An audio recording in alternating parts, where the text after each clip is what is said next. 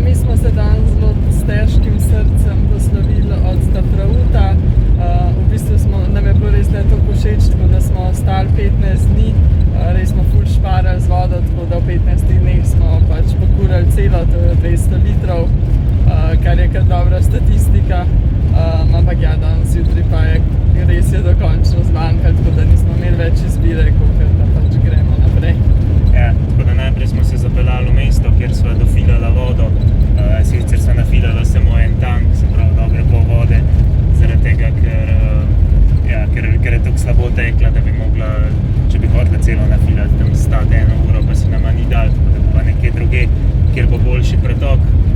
Pa na tržnico smo še šli, pa malo zelenjave, malo oliv, mete, skratka malo domačih stvari, tako da zdaj greva pa naprej.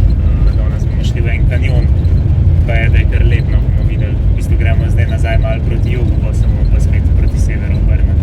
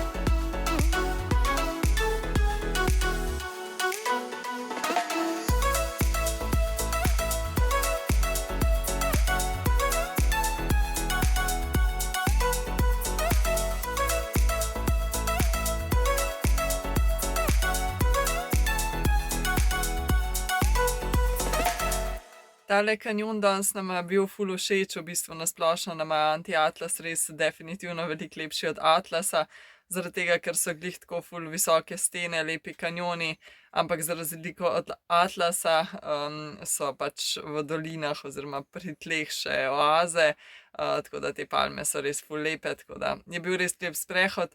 Na žalost edino je bilo res ful vroče, tako da smo prehodili manj, kakor smo mislili, ker je pač res ful sonce pripekalo, ampak ja, je bilo pa vseeno lepo.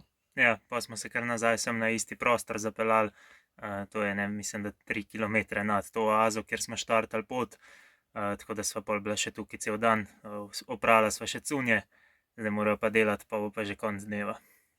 Je pa to za ta vlog, pa se vidimo v naslednjem. Ja.